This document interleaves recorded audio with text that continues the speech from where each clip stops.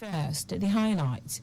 Lagos State Government pledges commitment to healthy living of residents. Now Fund postpones student loan application for state-owned institutions.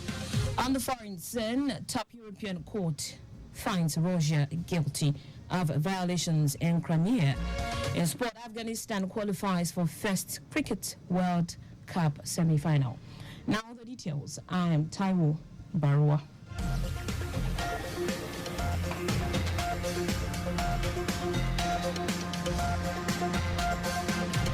Lagos State Governor Babajide Sanwo-Olu has pledged his administration's commitment to healthy living of residents, clean environment and effective water resources and management. Governor Sanwo-Olu stated this at the opening of the 5th Lagos International Water Conference, with the theme Financing Water and Sanitation for a Greater Lagos said. His government is also committed to the completion of 70 million gallons water treatment plant in Adeyo, seeking more private partnership. We all need to ask ourselves, how well are we playing this role? How well are we moving from lip service and just being able to resolve the issues? We all talk about cholera and the outbreak that we've seen in the last couple of weeks. We've seen it because of the proactive nature of this government, with all sense of humility. It was a level of how well we're able to take a proactive step and transparently have a surveillance engagement where we can raise our voices and raise them early. Minister of Water Resources and Sanitation Joseph Usev, while commending Lagos State Government for being at the forefront of policy in the water sector, noted that addressing challenges confronting the sector and the issues of climate change require concerted effort and innovative financing through public-private partnerships and company engagement.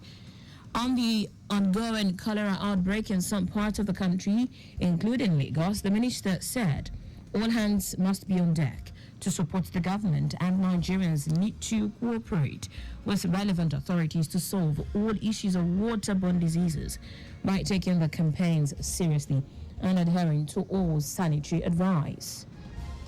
So I want to call on all Nigerians to embark and take this campaign seriously. We keep Nigeria clean by using our toilets, by putting together all the sanitary advices given by relevant bodies, state governors, these traditional institutions, and different institutions with different steps, so that together our financing mechanisms will be effectively and well utilized. Commissioner for the Environment and Water Resources, Dr. Wahab, said the conference is a platform to not only discuss financing mechanisms, but also to address broader issues related to water governance, capacity building, and community engagement for inclusive, particularly and equitable pursuit of water security. Executive Secretary of Lagos State Water Regulatory Commission, Lasuwako Funke Adepoju, noted that the objective of the conference is to set new benchmarks for progress, developing innovative financing models to achieve sustainable water and sanitation solutions in Lagos, creating a comprehensive WASH framework that includes private service providers and harness local private investment through targeted public-private partnership models. These conversations are not only crucial but intentional. The Babajide Sanwo-Olu's administration, as we seek to achieve sustainable development in the water and sanitation sector, ensuring that every resident of Lagos has access to these essential services.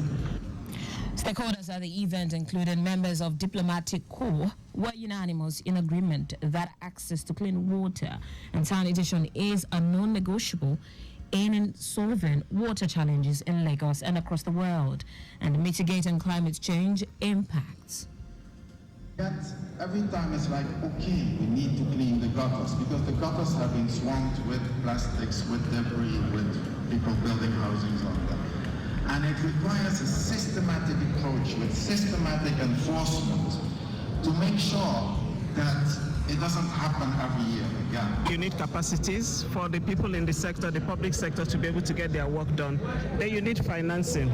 Regardless of how good the enabling environment is, if you don't have adequate financing, you can't do anything. You can't institute projects.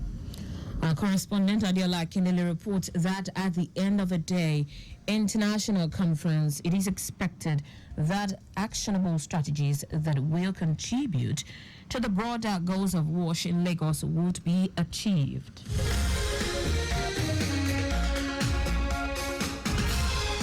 Lagos State Governor Babajide Sanwo-Olu has urged residents and all relevant stakeholders in the state to build resilience and commit to being fire advocates champions to reduce incidents across the state.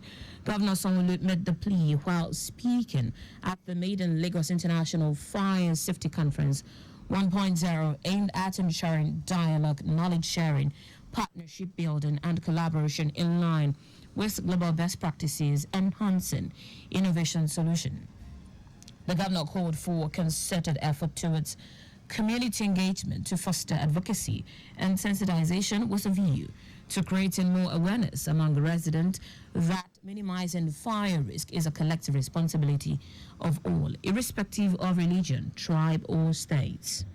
Sadly, we recognize that government cannot do all of this alone, and we still have a lot more to do.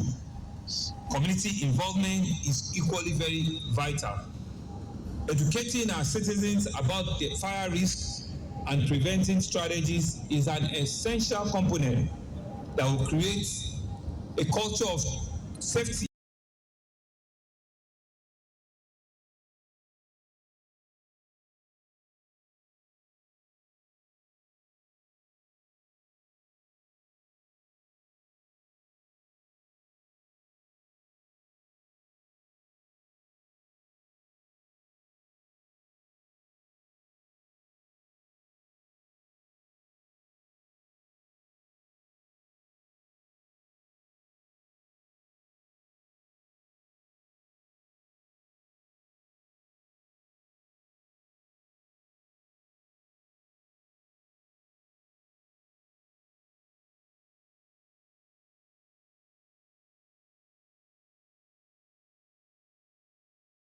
Relations Olubenga Oyeride said the state government had been proactive in its response to fire and emergencies with the provision of fire equipment to mitigate disasters.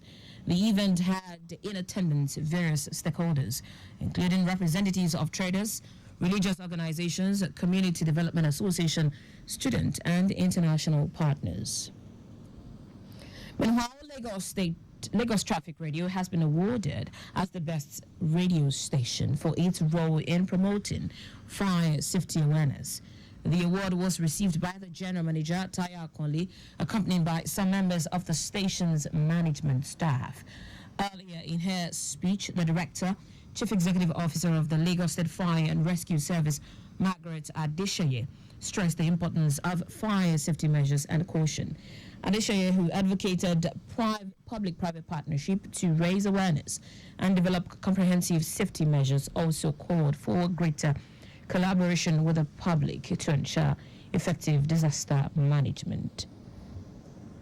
In a goodwill message, Assistant Controller General of the Federal Fire Service, Ijema Archie, commended Governor Sanwo-Olu's leadership and dedication to the safety and well-being of Lagosians.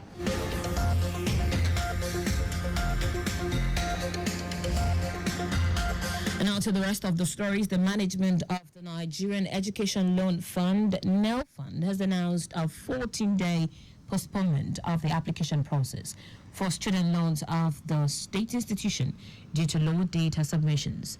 Head Media and Public Relations Nasiru Ayetogo, in a statement, said the decision was necessitated by the failure of several state-owned institutions to upload the required student data and fee information to the NEL Fund Student Verification System, SVS. Ayetogo said only a limited number of state-owned institutions have completed the data submission process. He said it is crucial that all state institutions provide complete and accurate information to facilitate an efficient and error-free application process.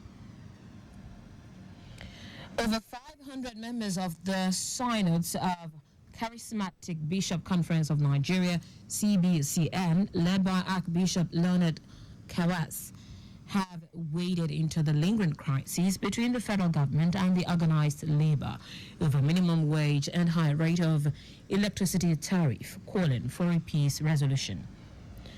President General of CBCN, Archbishop Kawas, who made this known in a statement, pleaded with the federal government to dialogue with the labor and be considerate of the present condition of the economy. Kawas also urged the NLC to continue to engage the federal government for negotiation rather than going on strike and shutting down the economy, which might increase inflation and hardship. And foreign news now, the European Court of Human Rights, ECHR, has found Russia guilty of systemic violations of human rights in Ukraine's occupied Crimea Peninsula. The court, based in Strasbourg, France, said it is unanimous judgment that there was sufficient evidence corroborated by a range of witness testimony and reports from non-governmental organizations to find Russia guilty beyond a reasonable doubt.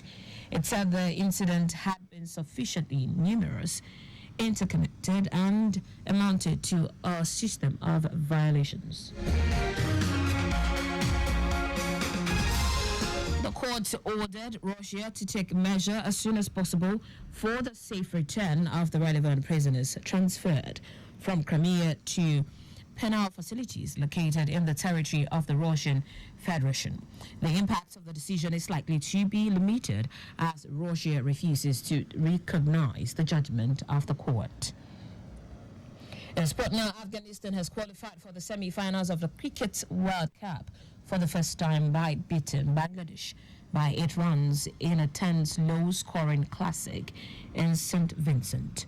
The victory sees them progress as runners-up from Super 8's Group 1, while knocking Bangladesh as well as heavyweight Australia out of the tournament.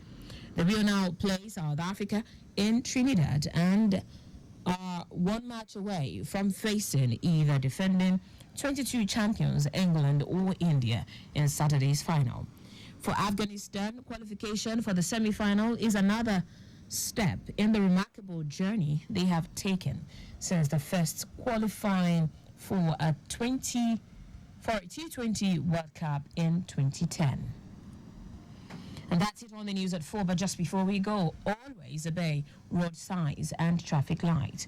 You can follow us and like all of our social media platforms: X, Traffic Radio 961, Facebook, Lagos Traffic Radio 96.1 FM, Instagram, Lagos Traffic Radio 961. Subscribe and watch our news and programs live on YouTube, Traffic Radio 961. You can also visit our website at trafficradio961.ng.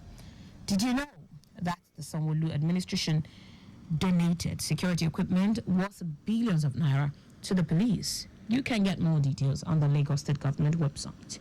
To end the news, here are the highlights of the major stories.